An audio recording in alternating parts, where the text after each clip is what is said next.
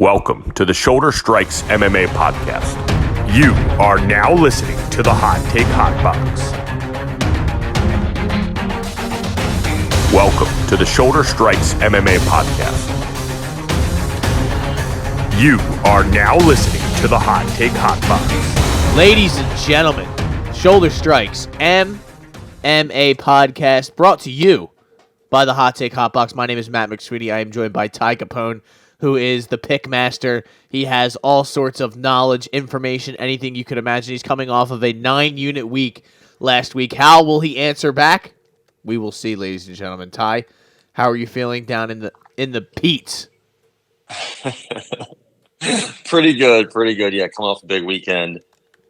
This card, I mean, listen, anytime we have like a fight night or a non-pay-per-view, it's always potential to be a negative 10-unit day or something like that. Oh, so, yeah. And this is an interesting card. I don't know how I feel about most of it. Honestly, we have a rematch in the main event and the co-main event. Some prospects, some frauds potentially on this card. I mean, Lacerda and Chavez are running it back for maybe like the 35th time, and that almost got canceled. We'll see if it does get canceled since they both missed weight. Hopefully it does. Hopefully we got to rebook Lacerda's got to go, dude. Enough's enough. Yeah, but Chavez just weighed in at 131, so it's like, Oh my god! What are we doing? What are we doing here? Yeah, it should be a pretty decent card. I think it's going to be action packed. I just, I don't know. The main and co-main are both kind of tricky for me. So I'm definitely excited to see what you have to say, what you think, and what we got here. Yeah, I think both times they fought were ended from an injury, right? Royval's shoulder and then Ortega's shoulder. because Royval got hurt because that was the fight to figure out who was going to fight Figgy, and Royval got hurt at the end of the first round, and then the Ortega one where kind of got caught in like a weird position and just tried to yank his shoulder out and got that shit popped out. He did, yeah. So yeah, no, it's a lot of this analysis we've already done before, pretty much, and not much has changed in relation to the main and co-main, but you never know. The odds may have changed. We will see soon enough. And let's just get right into it. UFC Mexico. Where are we? We are in Mexico City, I believe, right? We are in the hub. We're at Arena CDMX. So 13 fights, starting at what, 4 o'clock? I think the main card starts at 7. I'm not sure. To be honest, I thought I saw that. It looks like the whole card starts at 7. Am I wrong here? That's what actually, you're right, because that's what it says on my screen right now, too. So that actually is kind of elite. I love when the cards go late, to be honest. I like it, yeah. Because I'm usually the only one up at that hour, and I'm just sitting there chilling, watching UFC at the end of the night, and that is always a good time. Ricky Tercios and Sam Hughes fight. Yeah, no, well, not each other, but yeah, well, that would be sick, actually. Sam Page would put up a good fight. I think I got Sam Hughes in that. Yeah, okay, come on. I'm going to take Tercios today against Raul Rosas. So, now we'll see. How about Brandon Moreno, Brandon Royval, Battle of the Brandons? Let's go, Brandon. When did this fight happen? Was that 21? 20? I think. I think it might have been the end of 2020. It was cold. I remember when that fight happened. Yeah, damn. It was at the end of 2020. Yeah. 255, Figueiredo and Perez. Yes. Which just seems like forever ago. I don't recall that card being that great. I mean, if Alex Perez was in the main event. Tim Means sure. Mike Perry was the feature bout, so that's about all I need to do. Caitlin Sermonera, not to be confused with Caitlin Chukagian, who that actually is. She's now going by her, I guess, her husband's name. So married name, yeah. It's always good. But Brandon Moreno is a big favorite in this. Minus 298, 300 to Brandon Royval's plus 240. Brandon Royval, for all intents and purposes, I think he comported himself well in that title attempt against Alexander Pantoja. But, the grappling and the all-around game of Pantoja, and that's nothing against him because Pantoja beat Moreno as well, but he just came up a little bit short. He's going up against Moreno, like you said, that this fight happened before. Didn't really get a good, answer to the questions that we may have had.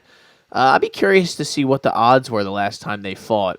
I mean, after that, Moreno fought Figgy like 17 times. They fought Kai Kara France. He fought all sorts of people. But in that fight, he was a minus. The odds started to go towards Royval at the end, he was a plus 120 underdog. Royval, that being Moreno around minus 164, 140. So this is a big a change in the odds 4 years later. It's crazy to think that was 4 years ago, 3.5 years ago. That's really nuts. It doesn't feel like it was that long ago, but time moves on so quickly. How about? I think I like Brandon Moreno in this, and I'm just a big Brandon Moreno guy in general, so it's going to be hard for anybody to convince me otherwise. I just think he's just the better all around mixed martial artist. I think this is probably a decision sort of thing, and I don't really know if I have a bet, to be honest. I don't really feel confident in betting anything on this. I just don't know, because Moreno sometimes comes out and he fights tentative and he fights a little scared, not scared, but just cautious, and then sometimes he has the spirit of Mexico behind him, and he fights like a savage. Like when he fought Figgy, I believe, the second and fourth time, or whichever ones it was. It's hard to keep track of those, but you just never know what version of Brandon Moreno you're going to get in there. And Royval, I think, is always not necessarily a live dog, but he doesn't just roll over. He raw dogs. He likes to raw dog. Shout out. I don't know if I really like this, so I guess I'll hear what you have to say before I make my final determination. Yeah, I think I have Moreno here. I think his cardio, his volume, just in general, should be enough to keep him steady and keep him safe here. I think he's got the better hands. He's probably the better wrestler. He does get into some trouble sometimes on the feet, and I do like Royval's like unorthodox striking. He can crack, hits hard, has a bunch of different kicks. Trains in elevation, Royval does, so he's kind of used to that. He is taking this on short notice, right? Not too short, but it was supposed to be Albazi. True. Not sure if that matters that much. The problem with Royval is he's always had issues getting taken down. He's always just kind of, I don't know if he just gives it up because he wants to, play his guard, but there's a reason he has five decision losses dating back to the regional scene when he fought Casey Kenny in LFA, Nick Urso in LFA, Ricky Palacios back in the early part of his career. None really in the UFC. He's only been getting finished in the UFC besides that Pantoja loss, but he just gives up takedowns way, way too easily. And anytime I see somebody like that, even with that good jiu-jitsu game and that good scramble ability and the ability to make it just hell on the ground, no matter how you get there. 8 takedowns when he fought Pantoja, 8 for Bontarine when they fought, 4 for Tim Elliott when he made his debut. Again, he gets these guillotines, arm triangles. He has a really, really tight guillotine. I think it's that long, long, lanky ability. Sort of frame that. Yeah. Kind of like who I would be if I was a fighter, I guess. Mm-hmm. Even though I'd be very not good, but I like how he uses a lot of what he has, a lot of different parts of his game. It's just, sometimes he's a little bit low volume on the feet sometimes. And, he just gets taken down so easily. I think Moreno is so well-rounded. Even if you do hurt him, even if you do crack him, he can kind of fall back to that wrestling. I feel like he was always a wrestler. I feel like he didn't really start developing his hands until later, or more recently, I should say, in his career. Because remember, early in his career, it wasn't that great when everybody was arriving out of the Mexico scene. Was it like him and Aldana and Yair and all them? I think he was supposed to be kind of like a project. And, when he fought Sergio Pettis, he was wrestling Sergio Pettis and getting his ass beat. I think that was a 5-round fight. That was way back in 2017. Sheesh. So he's come a long way. He's still making improvements. Was he 30, 28, 29? So it's kind of crazy. He's still kind of, still that young. I think he should get this done. I kind of want to take him by finish. I don't know. I think 4 of his last 4 wins, I should say. 1, 2. Yeah, his last 4 wins have come by finish.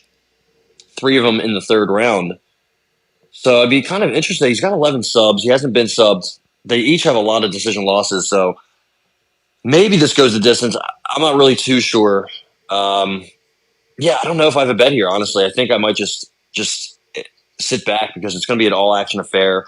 Both guys are kind of, I don't want to say inconsistent, but I can't rely 100% on Brandon Moreno. Sometimes he just gets his face marked up and he loves it. And I'm like, oh, that's not good. And then Royval, gets himself injured a lot, it seems like, and is just a hell on wheels kind of fighter. So, I'm not sure. I don't even know if I have the over or the under. I don't really lean a specific way in this fight, but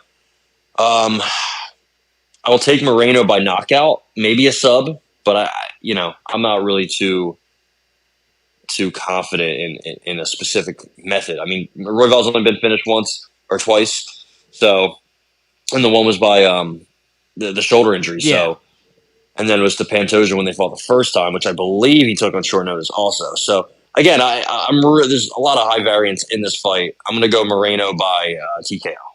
No bet though. No bet. Moreno inside the distance at plus 150. Does that intrigue you at all? Kind of, yeah, kind of, because I feel like it's within 25 minutes, one of these two. I mean, the way their styles are going to clash, I feel like somebody's going to have to get a finish, and I feel like Moreno is going to be the one I would lean on, but still, I don't know. There's something about the wrestling factor and the fact that Royval likes being on his back.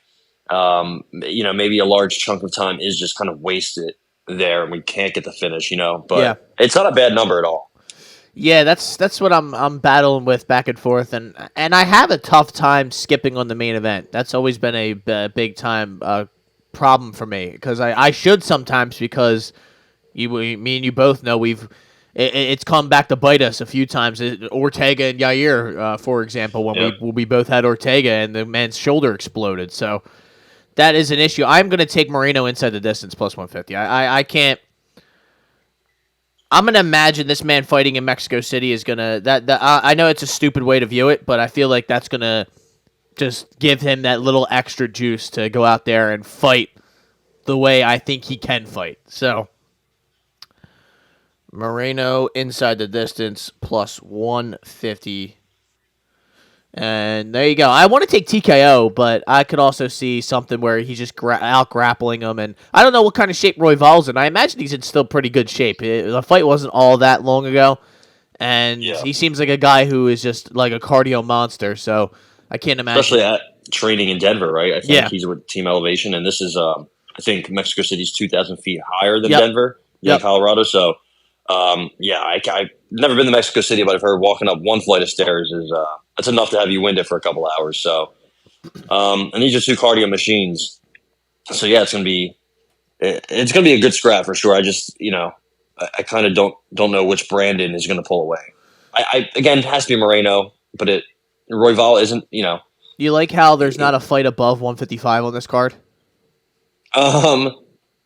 Yeah, wow, I didn't even notice that. Yeah, because they don't want any of those heavy pigs fighting at elevation. That's literally the only reason why they did that. Remember Cain Velasquez back in the day? He was like, oh, I'm cardio Cain. I don't need to train in elevation. Fabricio Verdum was like, I'm going to go to Mexico City a little bit ahead, a couple months ahead of time, and then he guillotined him in the third round. Huffing and puffing through that second and third round, yeah.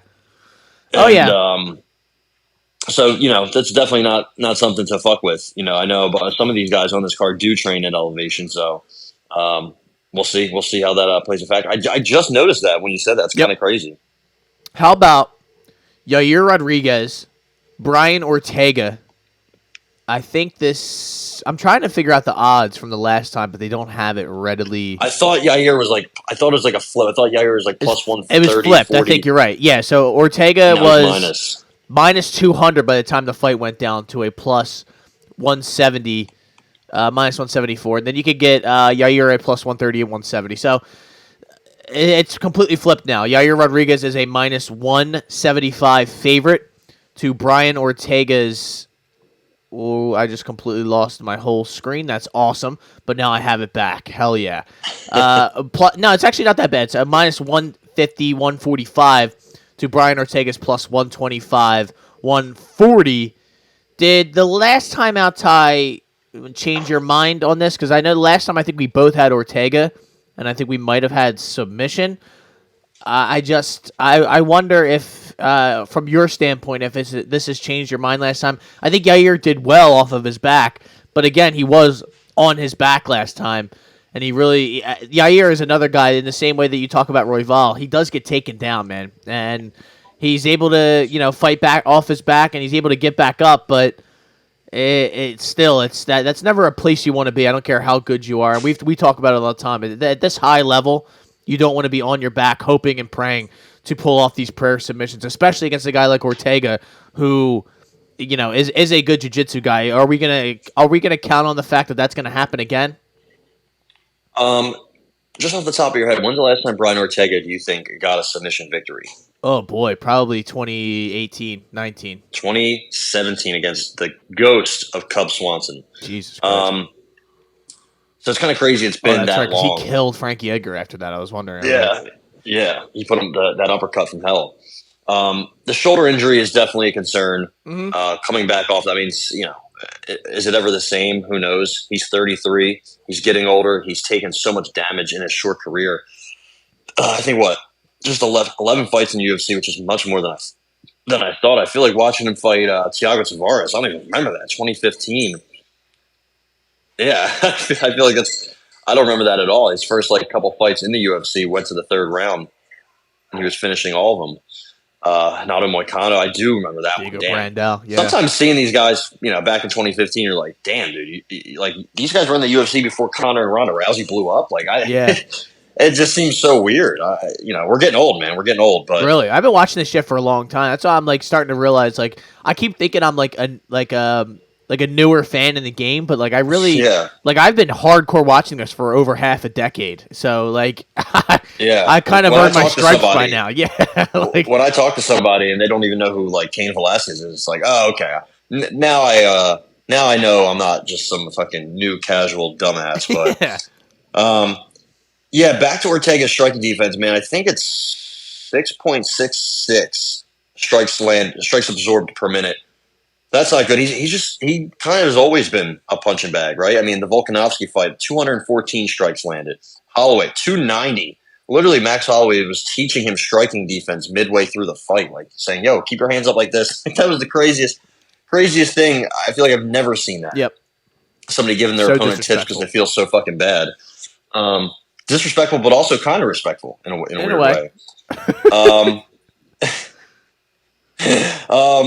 Yeah, I think Yair is going to land more. He's much quicker. I do think Ortega has more power, but also I'll say Yair's takedown defense, I want to say, was looking pretty good in that first fight, at least the little bit that we saw.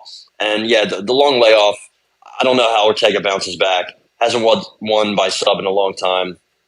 Kind of a puncher bag. When is his durability going to go? I think we're going to see it get chipped away here. We're going to see a big performance from Yair Rodriguez. I'm going to go Yair Rodriguez money line. I kind of want to take him by finish, but I think there's going to be some parts of this fight that are, a grind him out affair, kind of against the cage or on the ground or something. I really do want to take him by finish, but I like the money line. I think that's pretty solid. I think he honestly should be a bigger favorite in this spot, but I'm going to go Pantera by just money line, and he's going to try to get that grudge match with Ilya Taporia, and then you know who we're betting in that spot. Yeah, you're all the way. No, yeah, I said that to you because I knew that shit was gonna piss you off. You are the number one Taporia stand in the area now. So no, I think what changes my mind in the sense of your bet is that it's a 5-round fight, and that I think Yair is gonna have the advantage because I mean I don't know where Ortega's been training, but I know Yair's been in Mexico this entire time probably. Training at the top of a pyramid or something like that. He's always doing some wild ancient shit to get himself ready for these fights. But I don't know. The last fight I felt like I don't know. The layoff. I thought we were. How did we feel leaving that fight? Did we feel like we got screwed? Because I felt like we got screwed. I think so. But also looking back on it. Maybe we might have got lucky. That's what I'm also thinking too. Because things although he did get hurt and it was freaky, he also did put himself in a nasty position. And if he's just gonna hope that he's gonna be able to out grapple Yair and just be able to have his way with him on the ground, I don't necessarily know if that is a lock to happen. Ortega is now 33 years old, and like you said, he's been out since that fight. That was last summer or 2 summers ago. So that was July of fucking 2022. So yeah, I'm going Yair inside the distance, and I think that this is probably the beginning of the end, if it hasn't been the beginning of the end for Mr. Ortega's run or whatnot. So I'm telling you, I'm switching up and going inside the distance as well. Plus 165. I did not know it was 5 rounds. Yeah. I don't think a sub will happen, but maybe if Ortega's cooked. You never know. It just happens. Yeah. I was just laughing because this Yair trains at VFS Academy in Illinois with a guy named Kevin Novacek, and his nickname is "Give Me Your Lunch Money." I think that's so good. His nickname is "Give Me Your Lunch Money." He actually is fighting January, February, March, April 7th on Anthony Pettis FC10. Can't believe we've arrived at 10. He's fighting for the belt at 185 against Glaico Franca, the Bellator fella. So that's cool. That's happening. It's wild to see that's still happening. That's still that'll be in the Hammond Civic Center in Hammond, Indiana, wherever that is. So, fun fact: when I was in Ireland, I was telling people I worked for Anthony Pettis' Anthony Pettis FC, and I was here in Ireland scouting MMA talent, and they all ate that shit up. I was like, yeah, you know. Come see my boy. You're like, oh yeah. What's he do? What's his specialty? His name's Kiefer Crosby. Yeah. No, we don't. No, sorry. I'm like, wait a minute, I'm good. I already know him. Kellen Lokerin, the Don. You're like, nah, I don't like him either. What's the chick's name that just made her debut? Shauna Bannon. Yeah, come see Shauna Bannon. I'm good, bro. Stinks. Yeah. All right, but yeah, I got Yair inside the distance. I like it. Again, you told me it was 5 rounds. I did not know. I don't know anything anymore. No. But, you wouldn't expect a co-main. I thought the same thing. I was like, well, let me see because I remember them when they announced it. I was like, I remember being excited about it, and I wouldn't have been too excited about it if it wasn't a 5-round fight. Because I do feel like when you get to the upper level of these divisions, they all should be 5 rounds. Especially if your next fight could be for the title. I think you should be basically preparing as if you're fighting for the title. Yeah, for sure. So we got Daniel Zellhuber, the former, the golden boy. He's the Ryan Garcia, Oscar De La Hoya hybrid that they have created in a lab somewhere down in Mexico. Yeah. He is fighting Francisco Prado, who I was a fan of until he got eliminated by Jamie Malarkey. No, I'm just kidding. He didn't get eliminated. But he just was up against Jamie Malarkey. And then he came out and destroyed Otman Azaitar. So smoked him. He absolutely smoked him. So I don't want to, I don't really know if I have a bet here because Zellhuber is a minus 275 favorite here to Francisco Prado's plus 230. I'd love to take Prado in a dog spot here, but I think Zellhuber, after experiencing that first loss, has kind of looked real good, although it be against, Lando Venata and Christos Gallegos. I'm not saying that's the greatest level of competition, but I just don't know if I really have a read here to kind of like waste money on one side or the other. I don't know. Yeah, I did like Zellhuber's sub against Christos Giagos. The Anaconda choke was nasty. It was tight. Not something I expected from him. His takedown defense is so good that if he can add that part to his offensive game, grappling and wrestling and whatnot, that'll help him a lot, man. I do like his striking. I mean, he's big, he's long, powerful. He's got some, like I said, sneaky subs, but he's very hittable. And, was almost 5 strikes, significant strikes absorbed per minute for a guy who hasn't really, fought that many great fighters. Trey Ogden was kind of piecing him up a little bit. I believe Almeida and Christos Giagos hurt him or rocked him at least a little bit. So he has a good chin. He has some good recoverability, but still in general, I know he's a young fighter, but kind of that tall man defense, kind of that just hittableness, if that's even a word. I don't love that. And Prado has heavy hands, man. He might be early KO or bust. That's my problem. The Argentinian Drew Dober, if you will. They kind of look like each other, built the same. Mm-hmm. He's just not a round winner, really. I mean, he's got really good ground and pound. His striking's good. It's not great, but it's good. But, ground and pound is such a big part of his game. He's just nasty down there, relentless. But is he going to get it there? I doubt it. I have a really hard time believing that. If he tries to get Zellhuber down, he might get choked out. So, I think Zellhuber's the rightful favorite here. I've been burned before, right? I think we both might have taken him against Trey Ogden. For sure. He just laid an egg. It happens sometimes. Who lost to Mara Romero Barella? I forget who. I think it was Tyler Santos. I think in her debut, she just completely laid an egg. It was either her or Lemos, I think. And we were like, damn, that she stinks. But it just sometimes happens in your debut. Zellhuber by sub is plus 500. That's not a bad number. Decision plus 175. TKO plus 200. as this dog just scratches himself. I was saying, are you like you have like a thick ass beard, dude? Like you got No, that's guy is definitely not. itchy down there, dude. Definitely not.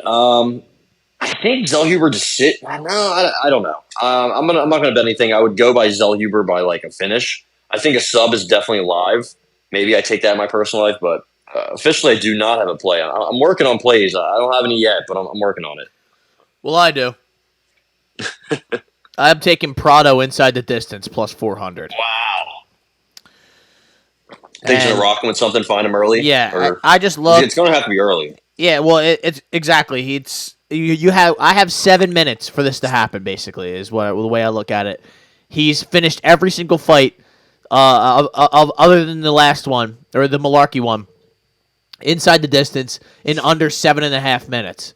So, if it happen, it has to happen before then. And I just, like you said, I just don't like Zellhuber's defense. So I mean, maybe he could win. I think if I was going to bet Zellhuber, it would be a decision sort of bet where he just keeps him on the outside and he, like maybe he does finish him. But I feel like that Zellhuber plus 190 is a good sort of bet too. But I'm just going to go bet the other side. I don't feel really good about it, though. I reserve the right to go back by the end of this podcast and cancel that bet. So yeah, stay tuned. There you go. There's your reason to stay tuned, ladies and gentlemen. Raul Rosas Jr. getting in there. I think he is coming off of a first-round destruction of Terrence Mitchell. Ruined my bet last time. I think I had him sub, and of course he wants to go out and show that he has hands. You could tell right from the beginning of the fight that he wanted to prove that he is, that he has hands and that he's elite. He's still 19 years old. Unbelievable. He's fighting Ricky Tercios. Ultimate Fighter Ricky Tercios. Pretty Ricky. Have some respect. Put it on his name when you talk about him. He's coming off of a split decision victory over Kevin Notvidad. So that's not exactly a great sign coming into this one. But Rosas is only a minus 225 to 250 favorite, compared to Ricky Tercios' plus 185, plus 200. I think I know where you're going to go, so I'll let you lead this off. But I don't think, just to say, I don't think I really have a bet here. I just don't know how this is going to play out. I mean, Ricky Tercios probably should get subbed, but he's never been subbed before. And I think his striking defense will be good enough against a guy of the level of Raul Rosas. So I think I imagine this is probably a sort of decision or submission sort of bet for Raul Rosas Jr. Yeah, I'm gonna go real quick. Just gonna lead off with my pick. I'm gonna go. I'm gonna go Rosas decision. I was gonna go sub, but I think sometimes he struggles to get that sub. I think Tercios can stave him off a little bit. I mean, I think Tercios stinks. I am not a fan whatsoever of Pretty Ricky. I mean, getting dropped by Kevin Natividad and taken down 7 times, absolute red flag. Getting out just smoked. I'm not smoked, but outpaced, outvolumed, outstruck by Eamon Zahabi for 3 rounds. Barely beating Brady Highstand. Losing to Boston Salmon, your boy. I just don't see it with him. I mean, he even back on all of his losses have been pretty bad. Mana Martinez, where he got just absolutely run through at Fury FC.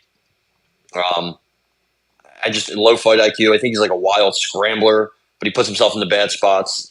Strength of schedule isn't good. Inconsistent performer. I don't even think when he's on, he's that good. So, yeah, I got Rosas to bounce back here, or to get a big win here after getting a bounce back win from a tough L. So he's kind of been there, been through it a little bit. Still, like you said, still 19. I think it's a good matchup for him here, though. He just needs to not go 100 miles per hour out of the gate. Just take it easy a little bit, settle in. And he should definitely establish his dominance. I want to take the sub, but maybe you can sway me in a different direction here. I'm not sure what I should.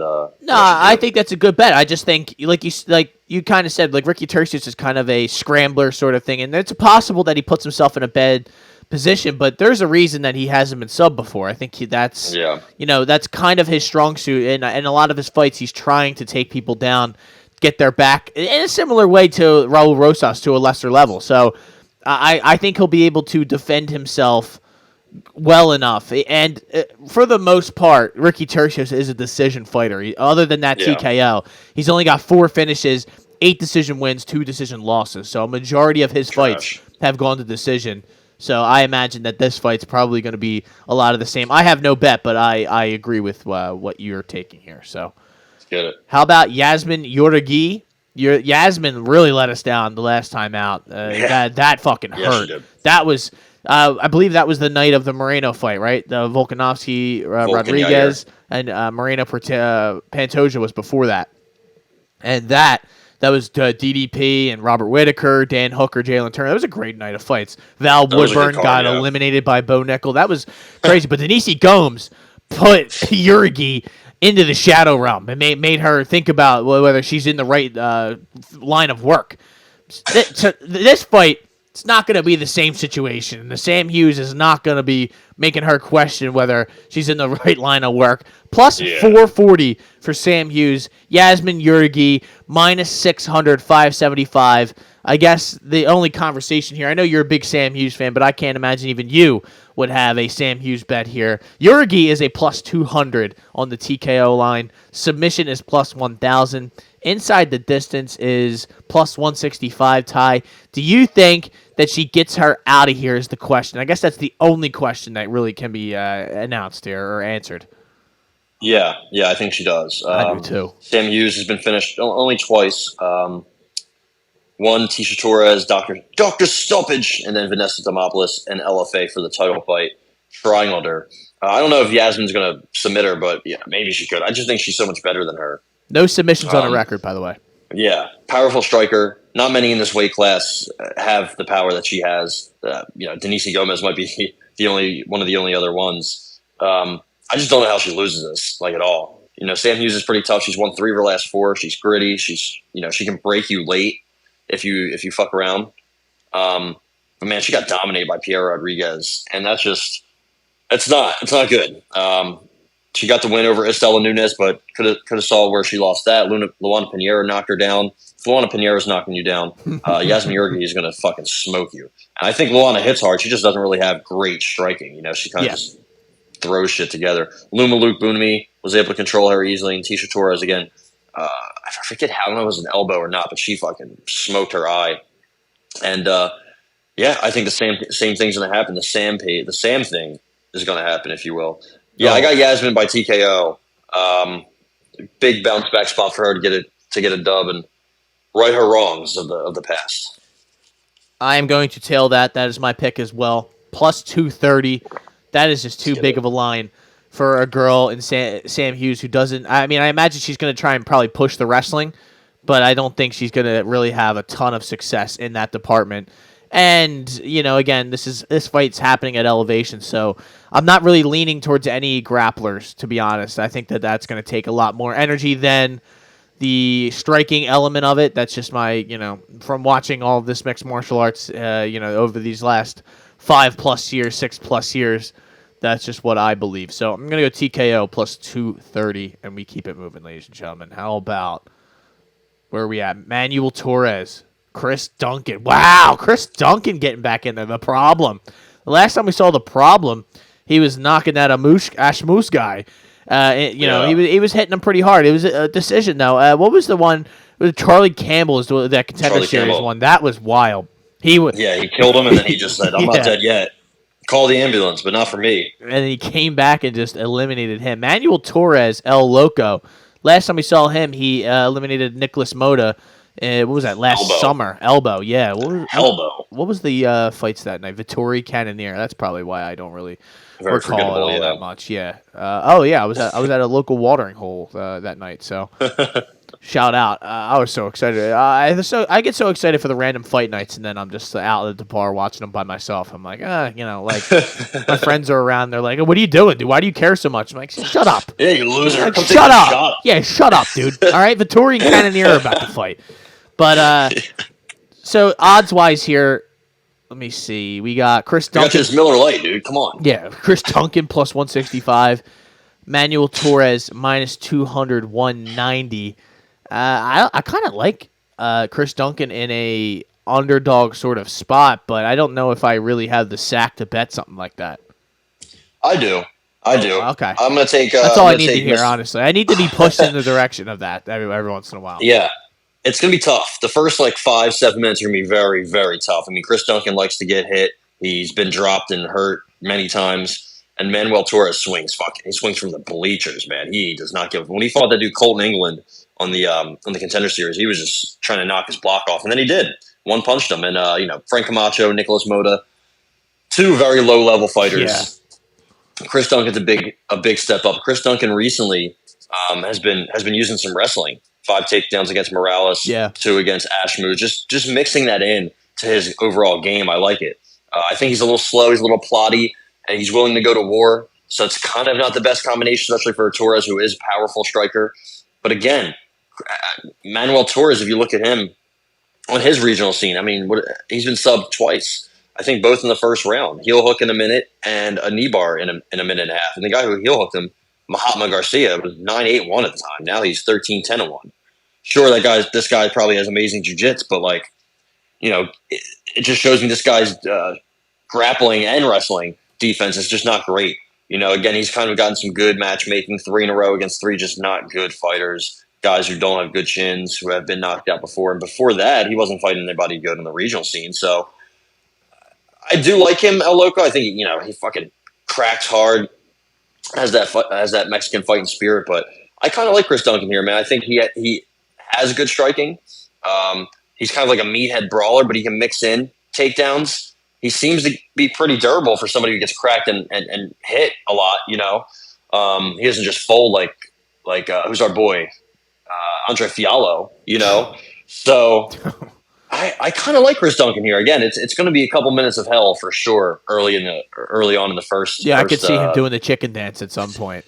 Yeah, but get back up and listen. He got rocked by Campbell. The fight was almost over, and he got up and fucking put Campbell out bad. Yeah. So he's been here. He's been there before. He hits hard himself too. So he hits hard himself. Again, he's a little slow, but they both have similar size, similar reach. I'm gonna go in Chris Duncan money line. I think he might be able to get this done by decision. I think maybe he just uses his takedowns.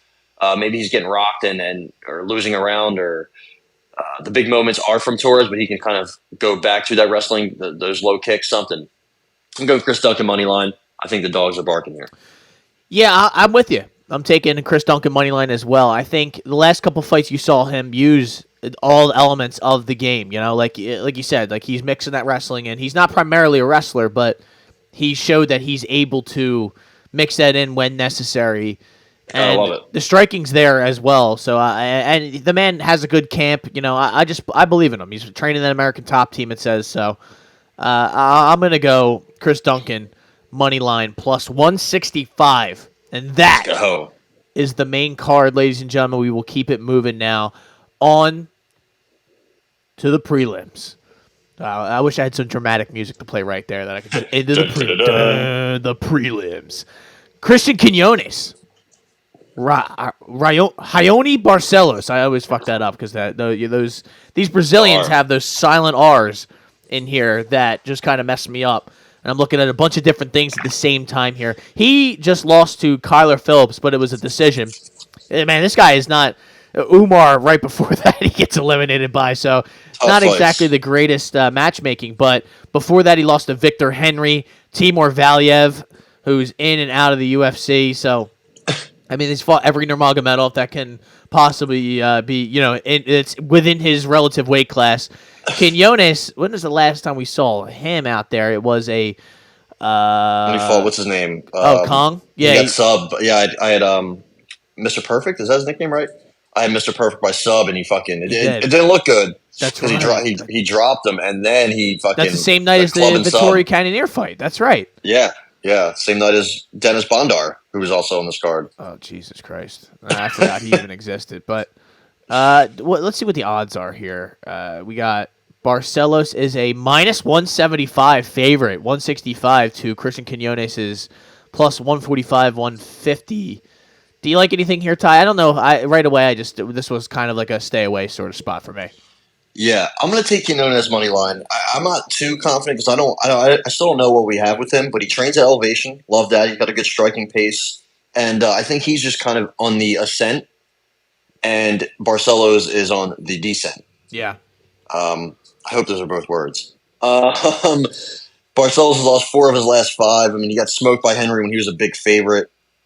I think the Ione of old runs through him, but again, man, he's just declining. He's 36. He's taking some damage. He's been in some tough fights. He's been, hurt badly and knocked out badly.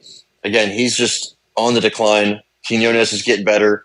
I don't know exactly what we have from him. I think, he can be hit a little bit. His fight on the Contender Series a couple years ago wasn't great. I know he got the decision and he dropped Zhao Long, but he was getting pieced up a little bit.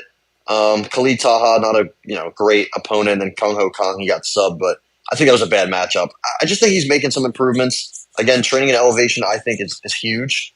And Barcelos is somebody that we've seen just tire, wear down easily, and get hurt.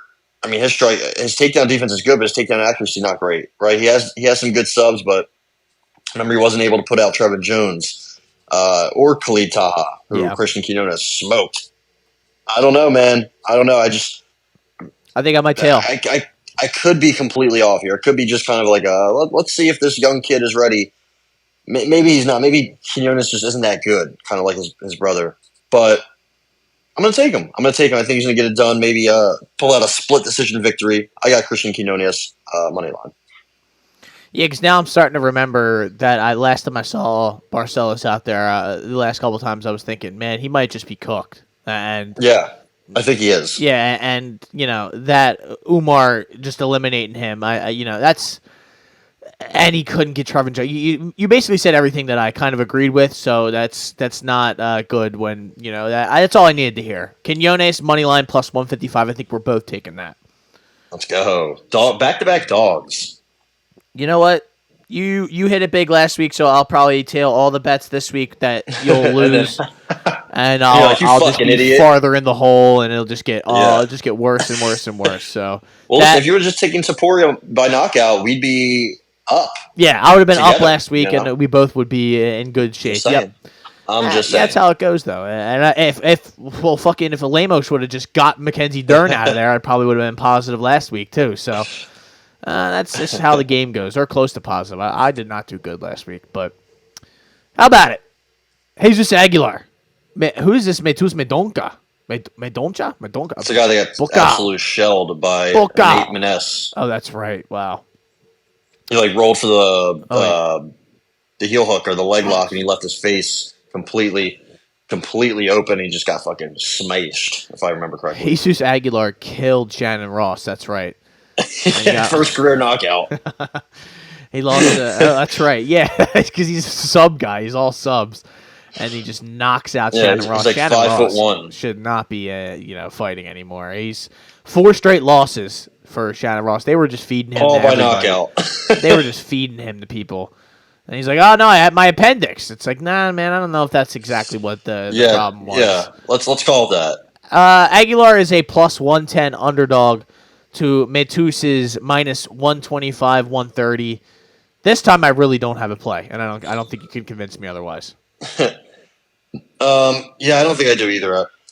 The problem with Medonca, I think he's he's skilled Muay Thai striker. He's got a high level black belt. I think he's won multiple championships somewhere. He's bigger. He's much longer. I think he's got a 9-inch reach advantage here.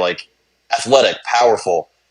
He's got a lot of things that you like, but he's just not very smart. I mean, he's kind of like a typical shoot the box guy. He's only 25, which is good. I just, if he keeps taking L's, he's not going to be in the UFC much longer. Basharat, MNS, 2 kind of tough guys to start your career out against. And I think they're giving him kind of not a layup at all in Aguilar, but somebody that I think fits kind of right into what he wants to do. And I think he just has the advantages everywhere. I mean, Aguilar is pretty much takedown, guillotine, or bust. And he does have a really good guillotine, but is he going to pull that off against Matus here? I really doubt it. Training with Diego Lima and all those guys, that's just not going to happen. Now, if he's tired, you can probably take his neck, later in the fight. But I don't know, man. Unless Matus gasses badly, which again could happen, I don't think Aguilar gets it done here. I don't really know how he gets it done. I think Matus has him covered pretty much everywhere. I'm going to go Matus Medonca inside the distance. Wow. I think he's going to get a big his first UFC win, a big bounce back dub. He's only minus 120, but that's fine. I'm fine with that. I think Matus gets it done inside the distance plus 150.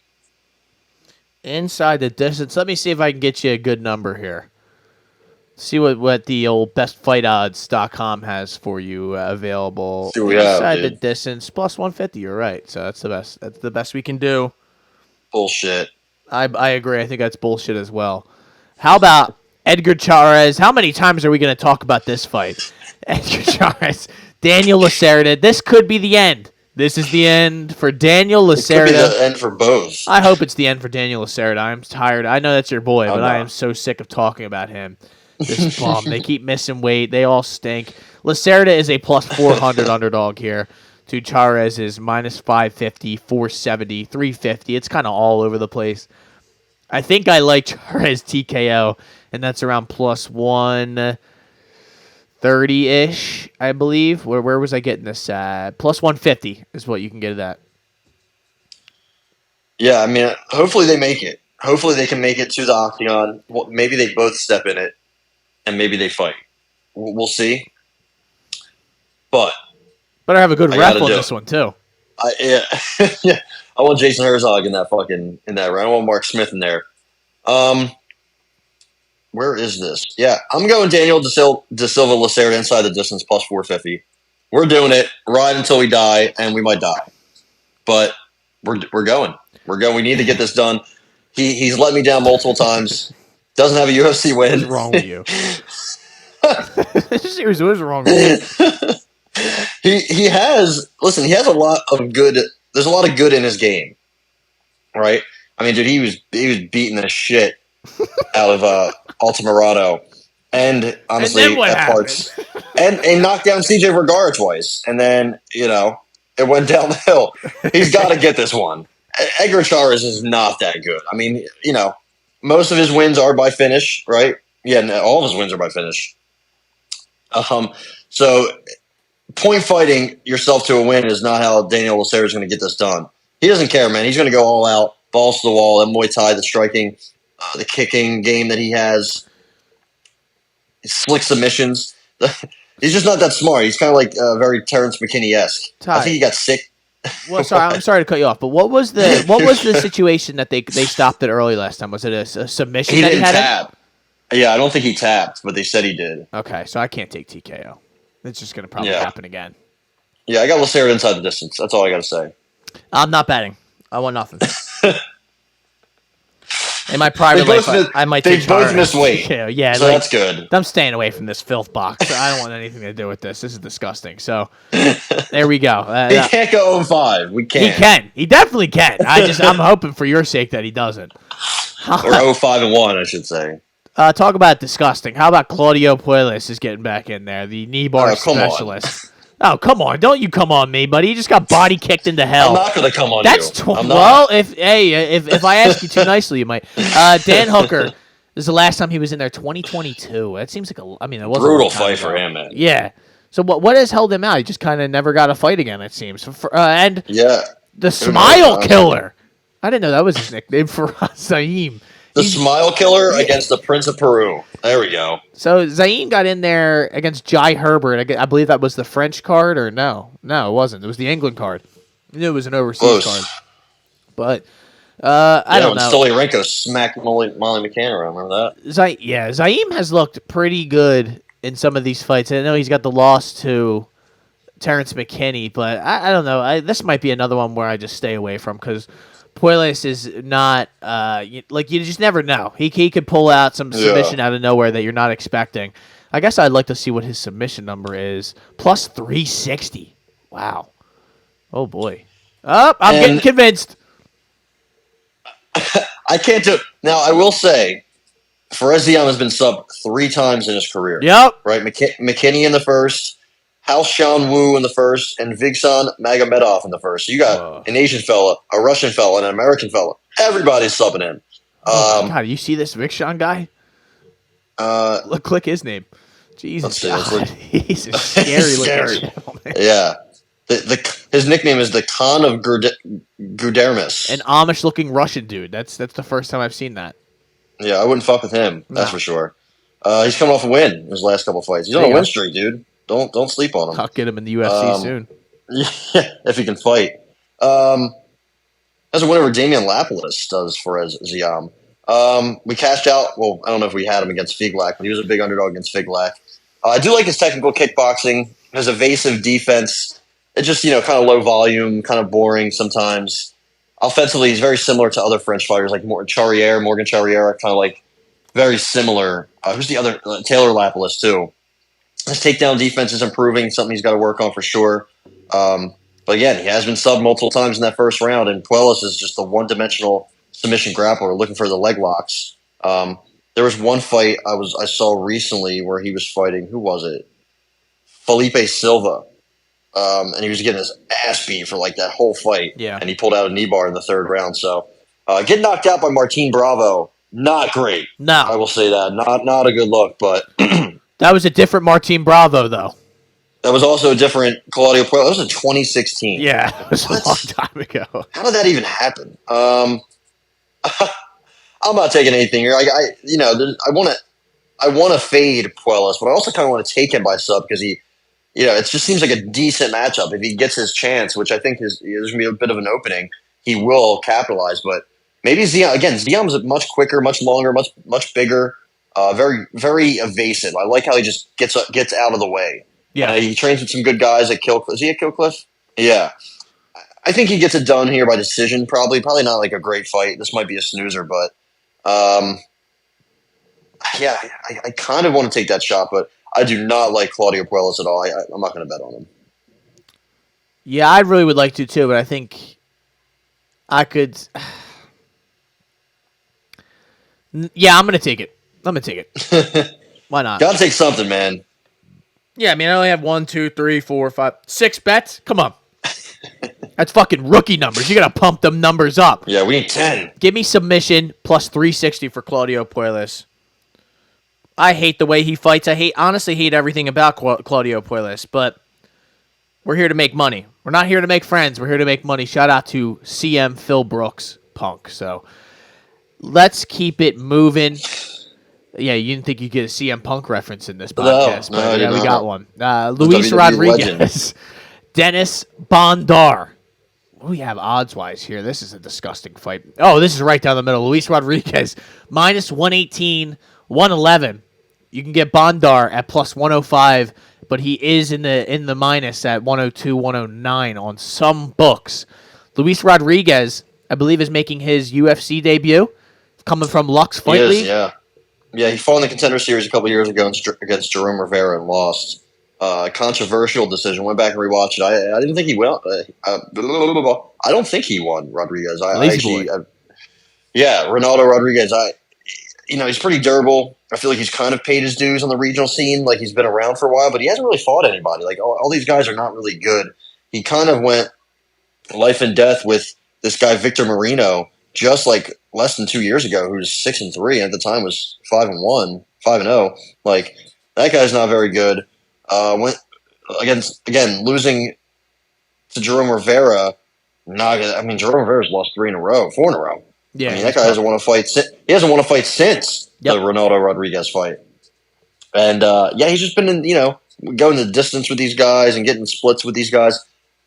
I don't know much about him, Rodriguez. I think he's mainly a boxer. I think he's got some pretty good hands and some subs, but low volume. Missed weight at bantamweight twice. Now he's dropping down.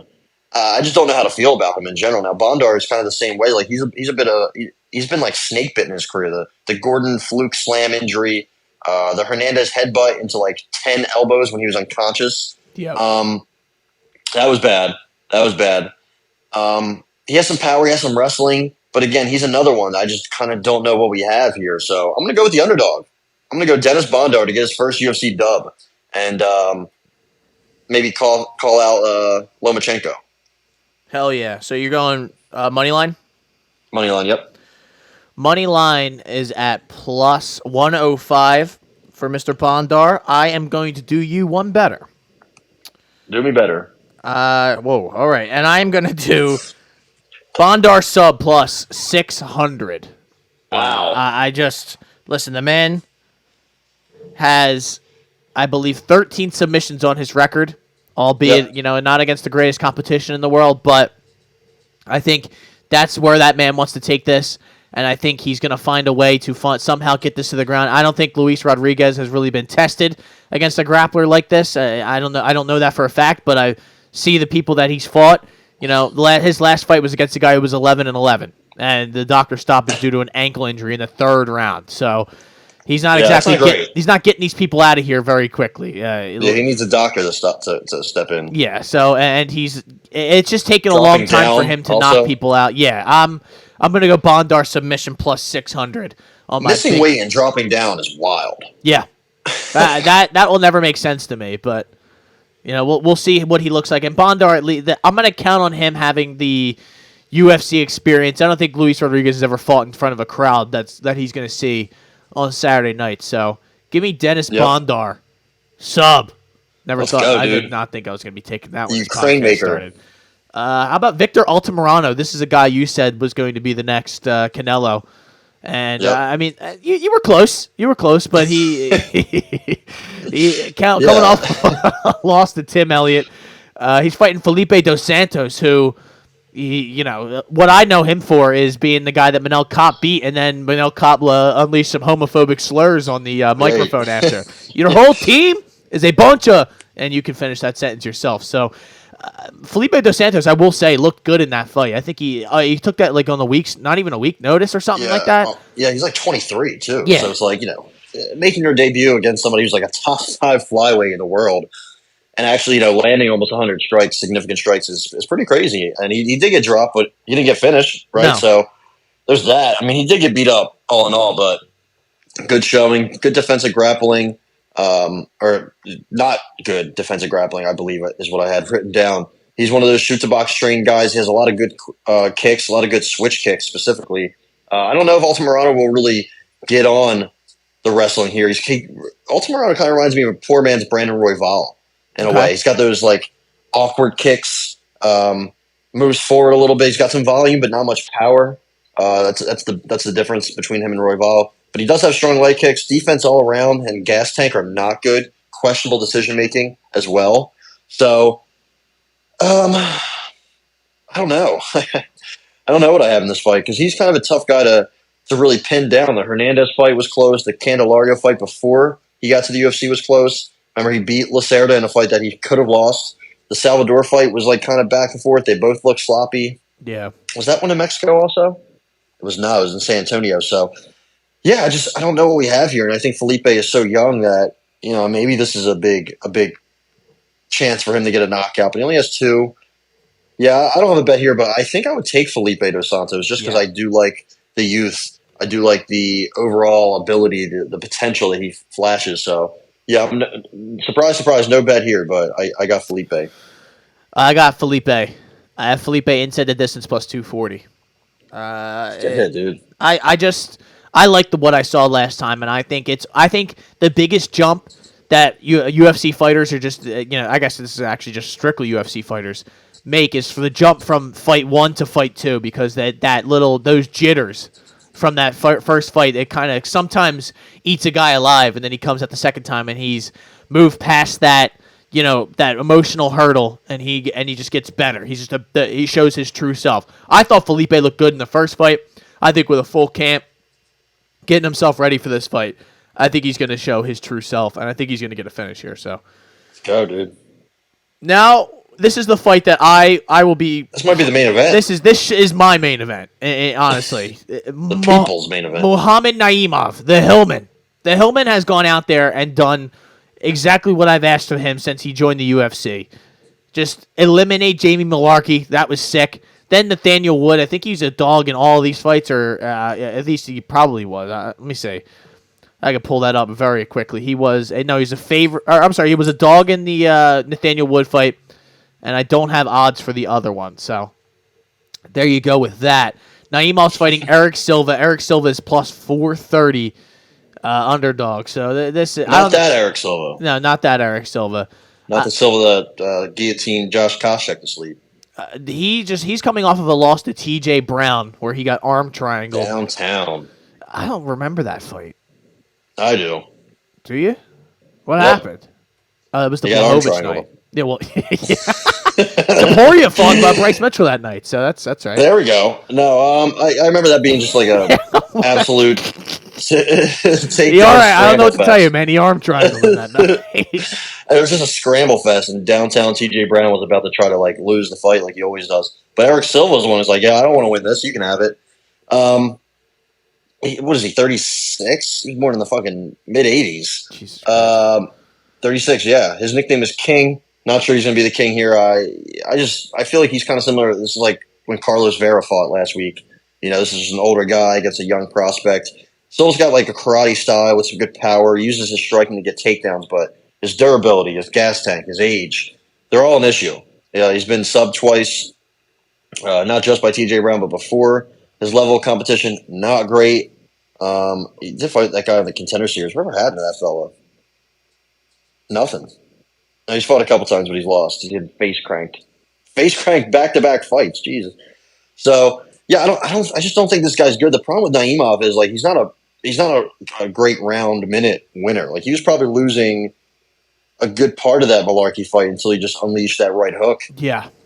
And then the Nathaniel Wood fight, I don't know. I mean, fighting a guy in Abu Dhabi, you're not going to get that decision. He had an out-of-body experience, dude. That was yeah. But Nathaniel Wood was never getting that decision over the Tajik Hillman. So I just don't know how to feel about this fight. I think he probably gets Eric Silva out of here. This guy's older and he likes to strike, and the Hillman loves to fucking go to war. Minus 550 is wild. Yeah, but I think it might be. I think it might be just plus 160 to get the TKO. Yeah, give me the Hillman by TKO. I think he gets it done and sends Eric Silva pack. You think there's any chance he subs him? I mean, who knows, right? I guess. But how many Hillman subs do we have? Do we have any sub Hills? Three Hillman subs, 4 Hillman knockouts, and 3 Hillman decisions. So that's the tough thing about this. He's kind of does have an arm triangle. He does. Eric Silva just got arm triangled, so I guess that could. Should we just do inside? What do we do? Inside. I'm going inside the distance. That's why I asked that question. All right, let's do it. Yeah, I like just to avoid any nonsense here. I like it. Inside the distance, minus 135, and that, ladies and gentlemen, is UFC Mexico from Mexico City. I hope you guys all enjoy the fights. I am very excited. Another just 13 fights of just another fun Saturday night. Blood and guts. Putting fun tokens into the sportsbook account and just doing what you need to do on a Saturday night to have some fun. So there it is. Do you want to talk quickly about the PFL, or I mean? Yeah, we could. I mean, the main event winner is facing Francis. Yeah, it's pretty wild. Yeah, I mean, if Renan Ferreira gets in there and puts Francis out cold, that'll be cool. But doubt it. Either way, what do we think we get? I mean, does Ryan Bader get sent to the land of winning Go Series 40? His last Warriors fight also has a nice card this weekend for a couple former UFC guys on the.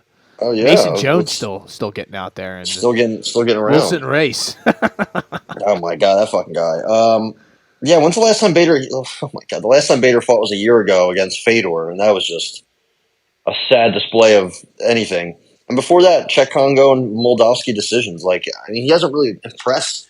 Ryan Bader hasn't. So I'd be interested to see if he's the favorite here. Let's click on the list. Yeah, I mean, he's a very, very small favorite against Renan Ferreira Problema, who's coming off of a absolute demolition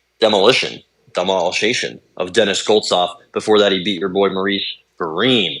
So, it should be a good fight. It should be probably won't last long. I think I got Renan Ferreira. So much bigger than him, dude. He's a lot big. Yeah, he's a big boy. He wants this Francis fight. Renan Ferreira does. So I got Renan Ferreira there. I mean, the co-main Johnny Eblen, Impa Kasaganai making a good career for himself. How about him after the UFC? Ray Cooper, Jason Jackson at 182. Is that a new division that we have? I don't know. I'm not sure. Not sure if that's catchweight, but that should be balls to the wall action. I'm excited for that one. Kapaloza, Nemkov at heavyweight. Yeah. Thiago Santos, Yoel Romero, and our Lord year of 2024. I couldn't really care less about that, to be honest. Clay Collard, Agent McKee Jr. I like that. Aaron Pico getting back in there. Now, the last time he fought at Corrales, he got fucking smoked. Henry Corrales, but that was like 7 fights ago. He's fighting. Oh, is that him again?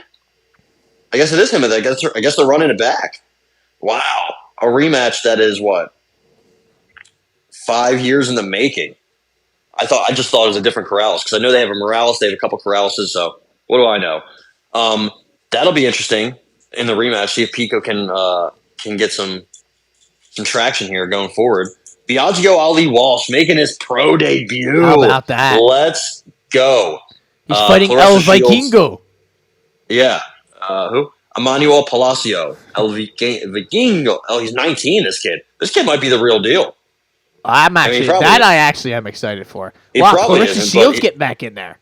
Yes, he's fighting Ron DeSantis' daughter, Kelsey, who's 1-2. She probably isn't going to win. She's 35. Yeah, she also fought Amanda Bell and got fucking smoked, the lady killer. She also fought in CFA 10, McSweeney staring. James McSweeney headlined that card with a head kick knockout. So shout out to Jim for getting that big dub. Good job, Jim. Back in 2013. So wait a minute, this chick. So okay, hold on. Let's back it up. Daughter of Ron fought, lost, and then took 10 years off and said, "Yo, I'm getting back in there." Lost again and then won, and now she's fighting Claressa Shields. Not bad. I guess she's getting paid for this. Other than that, we're supposed to have Pitbull and Pinedo in this card. Sadly, we're supposed to have Jason Jackson and Magomed Karamov on this card as well. And Aaron Pico was actually supposed to fight Gabriel Alves Braga, which would have been bad news for him. So even though he did get knocked out by Pinedo, this should be a good card. I hate that it starts early. It is in Abu Dhabi, or it's in Riyadh, Citizen. Dan Hardy can't wait for this card to start. Smart cage. Are we in the smart cage? We'll see. Are we in the dude wipes cage? I guess we'll have to tune in. Yeah, tune in to find out later. But that will be tomorrow afternoon. And I will be at work, but I will definitely be following along to see, if Biagio Ali Walsh can, right his wrongs. There are some really good fights on this card, though. So, you see Johnny Eblin's banging a porn star, and the porn star says if he loses that she's leaving. No, no. What is this? A WWE? You lose and I'm dumping you? Yeah. Who is he dating? I don't even know if he's dating her. I just saw a interview where he spent $85,000 on her at some sort of store or something like that. So she must be doing some crazy shit to it. She looks good. Yeah. Well, I mean, she is a professional, so that's. Yeah, I gotta check out her discography or check out her work, dude. Her resume. Yeah, see what she's got. See if you're a big fan. Who knows? Yeah. All right, ladies and gentlemen, there you go. There's some boxing. Yeah. Junto Nakatani. Remember, he absolutely shut Andrew Maloney's lights off. They're still off, I believe. Oh, he's at the ring. One of the just craziest knockouts, one-punch knockouts that we've seen in some time. He will be fighting Alejandro Santiago, who's coming off a huge win against Nonito Donaire on the Spence Crawford undercard. So that's going to be Saturday, 4 a.m. It's going to be this tonight, really, on ESPN Plus. So if you're not doing anything around 4, 5, 6, 7, 8, maybe a.m., tune in, dude. Tune in to see Nakatani. Yeah. Hell yeah. And Elimination Chambers on the night from Perth, Australia. It's going to be I believe it starts at 5 a.m., so you'll have to have dual TVs if you want to watch that Nakatani fight. We have action all across. We have LFA, we have ACA. Cage Warriors, there's all sorts of stuff. I think there's some Risen. Weekend. Oh, yeah. Yeah, we're getting real dirty. Let's see how we can fix a fight there. How about, we didn't talk about? How about Danny Barlow breaking his arm and still fighting the way that he did? That was pretty wild. I didn't even know that. So that's pretty wild. Also, can we talk about how on UFC 264 we had Sean O'Malley by knockout, Ilya Taporia by knockout, and Dricus Duplessis by knockout. 3 champions that we have now. 3 of our newest champions. All were on the Dustin Poirier, Conor McGregor 3 card. Just something I forgot to talk about last week. So thought that was kind of cool. Doctor Stoppage. Yeah, that was a tough night for me. Renee Aldana got to win. All my boys and girls got dubs in this card. So besides Jerome Rivera, of course. But yeah, there's a lot going on this weekend for sure. More boxing. This summer is going to be really, really good for boxing, man. I think Boots Ennis is getting close to getting a title fight. Who knows when it's going to happen or who it's going to be against, but I think we're getting close here. And David Benavidez moving up to fight Alexander Gavocic, who previously was retired by Artur Beterbiev. he said he will move back down if Canelo wants to fight him. But if not, he's going to stay up there and fight the winner of Bivol and Beterbiev. Huge nuts for Mr. Benavidez to do that. I mean, this is a fight he should be getting with Canelo. We still don't know what Canelo's doing. There's rumors of Jamal Charlo getting that fight. That's not happening. It's probably going to be Jaime Munguia in that May 4th event. I hope they can somehow make it for Benavidez. There's a lot of jockeying going back, money and contract offers and this and all these proposals, but you know how boxing is. It's just a goddamn cesspool of lies. So we'll see. Hopefully we can get that. Curious, do you think that the do you think the Jamal one would be better than Jamel? Or do you think it would kind of be okay? But Jamal's kind of in his own head also. And his last fight was good, but not great. And he's always got something going on. I think him and his brother still aren't friends. I mean, their baby mamas are beating the shit out of each other at their fight. That's not ever good to see. No, it's not a good sign. I know you've been there before. So I don't know. I don't know what state Jamal Charlo is in mentally and physically. I feel like he's in good shape, but he's also getting older. I don't want to see him go in there against Canelo. He just makes a bad mistake and gets flatlined. You know, I do like Maul a lot. So, no, I'd rather see Jaime Munguia just because it's another Mexican. Jaime Munguia brings it, and he's probably going to get fucking floored, but I also would love to see it. Yeah, I just want to see boxers like Canelo not fight guys like John Ryder. That's all I ask. Yeah. You know, yeah, shout out to John Ryder for not making it the distance. Yeah, so there you go. Ladies and gentlemen, that is the Shoulder Strikes MMA podcast brought to you by the Hot Take Hot Box. Enjoy the fights this weekend. Have a good old time. Enjoy Elimination Chamber. I know all of you listening to this will be tuned in at 4 a.m., 5 a.m., watching the pre-show and everything. So until then, my name is Matt McSweeney. I'm Ty Capone, and as always, work on your cardio, guys. Go outside, get a nice little brisk walk or a run in. Go on the treadmill. Just make sure you don't gas out. You want to be able to you want to be able to go miles and miles. And maybe just 1 mile, but at least a mile. And strokes.